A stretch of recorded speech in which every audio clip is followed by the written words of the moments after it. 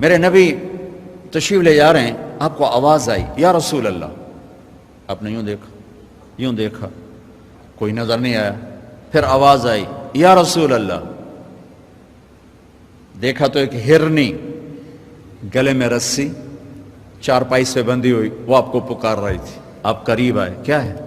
کہ آپ کا صحابی مجھے پکڑ کے لایا ہے، میں اللہ کی تقدیر پہ راضی ہوں، مطلب ذبح کی جاؤں گی، لیکن میرے چھوٹے چھوٹے بچے ہیں وہ بھوکے ہیں، اگر آپ مجھے چھوڑ دیں میں ان کو دودھ پلا کے واپس آ جاؤں گی. تو آپ نے فرمایا اگر تو واپس نہ آئی تو پھر، کہ اگر میں واپس نہ آئی تو اللہ مجھے جہنم میں ڈال دے جیسے انسانوں کو ڈالے گا. تو آپ نے اس کی رسی کھول دی اور وہیں بیٹھ گیا. اس نے دوڑ لگائی اور پہاڑوں میں غائب ہو گیا. دیر گزر گئی تو آپ نے دیکھا وہ پہاڑ سے اتر رہی تھی اور آ کر کہا یا رسول اللہ میں حاضر ہوں. اللہ اکبر، اسے خبر ہے میں کیوں حاضر ہوں. آپ نے اس کو رسی سے باندھ دیا اور پھر بیٹھ گئے. دیر گزری، وہ صحابی ہے جنہوں نے پکڑا تھا شکار کے لیے، وہ دیکھ کے پریشان ہو گئے، یا رسول اللہ آپ کیسے؟ کہا بھائی میرا ایک کام ہے چھوٹا سا. کہا کیا؟ کہ یہ ہرنی میں ہدیہ مانگتا ہوں آپ سے. کہا یا رسول اللہ ہم تو جان قربان کرنے کے پیچھے پھر رہے ہیں، آپ ہرنی کہتے ہیں؟ کہ بس یہ دے دو، کلیل. تو آپ نے اس کی رسی گردن سے نکالی، کہ الحق باہلک، جا اپنے بچوں کے پاس چلی جا، سچ نجات دیتا ہے، جھوٹ ہلاک کرتا ہے. میرے بچوں ایک ہرنی جتنی سچائی سیکھ لو، اپنی زندگی سے جھوٹ نکالو اگر اللہ کو پسند آنا چاہتے ہو. نہ تہجد پڑھو، نہ اشراق پڑھو، نہ اوابین پڑھو. فرض نماز کا تو معافی کوئی نہیں، اس کی تو معافی کوئی نہیں، سچ بولو. فرض روزے کی معافی کوئی نہیں، مت رکھو تم نفلی روزے، مت کرو تم نفلی حج. فرض حج ہے کرو، فرض زکوٰۃ ہے ادا کرو، فرض نماز ہے نہیں چھوڑ سکتے.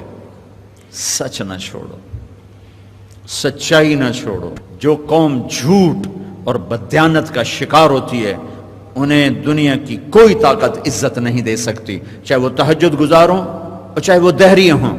اور جو قوم سچ اور امانت پہ کھڑی ہو جاتی ہے انہیں کوئی شے ذلیل نہیں کر سکتی، چاہے وہ ایمان والے ہوں اور چاہے وہ 360 پتھروں کے پجاری ہوں. اپنی زندگی سے جھوٹ نکال دو اللہ کے واسطے. لمبی چوڑی بندگی ہے، میں نے فرض کے لیے تو میرے پاس کوئی چوائس کوئی نہیں کہ چلو اے کر لو تو اے نہ کرو. فرض تو فرض ہے، اس سے تو میں نکل نہیں سکتا، نہ آپ نکل سکتے ہیں. لیکن میرے عزیزو سچے بن جاؤ، سچے بن جاؤ، دیانتدار بن جاؤ، دیانتدار بن جاؤ. جو وقت یونیورسٹی کا ہے اس میں اگر آپ اپنے کام پہ جا رہے ہیں تو یہ آپ بددیانتی ہے. یہ خیانت صرف یہ نہیں کہ تم نے پیسے میں خیانت کی، ٹائم کی خیانت ہے. یونیورسٹی کے ٹائم میں پروفیسر صاحب اخبار پڑھ رہا ہے، یہ خیانت ہے اس وقت کے ساتھ جس کی گورنمنٹ اس کو تنخواہ دے رہی. یونیورسٹی کے ٹائم میں وہ حاضریاں لگا کے اور اپنے کام کو جا رہا ہے، یہ خیانت ہے اس ٹائم کے ساتھ جس کی وہ تنخواہ لے رہا ہے. اس کو سرکاری گاڑی ملی ہے، اس کے بچوں کو اسکول چھوڑنے جا رہی ہے، یہ خیانت ہے. بددیانتی اللہ کی نظروں سے گراتی ہے جیسے پتھر اوپر سے نیچے آ کر گرتا ہے، اور دیانت آدمی کو لے جاتی ہے 7 آسمان عرشوں تک پہنچا دیتی ہے. دیانتداری جو ٹائم یونیورسٹی کا مقرر ہے اس سے اگر آپ گھنٹہ لیٹ آ رہے ہو آپ نے 1 گھنٹے کی خیانت کی ہے. خیانت صرف پیسے جوڑ مارنے کو نہیں کہتے. آپ نے بچوں کو پڑھانا ہے، نہیں پڑھایا، تم نے پڑھنا ہے، تم آئے پڑھنے کے لیے، یہاں تم کسی اور کام میں لگے ہو. تم نے ماں باپ سے بھی خیانت کی، اللہ سے بھی خیانت کی، اس یونیورسٹی کے ساتھ خیانت کی. پروفیسر صاحب یونیورسٹی کے ٹائم میں کسی اور کام میں لگا ہوا ہے، یہ خیانت ہے. اگر اللہ اس کے رسول کا پسندیدہ بننا ہے تو میں لمبے چوڑے وظیفے نہیں بتا رہا ہوں، چھوٹی چھوٹی 2 باتیں بتا رہا ہوں. سچائی، امانت، سچائی، امانت.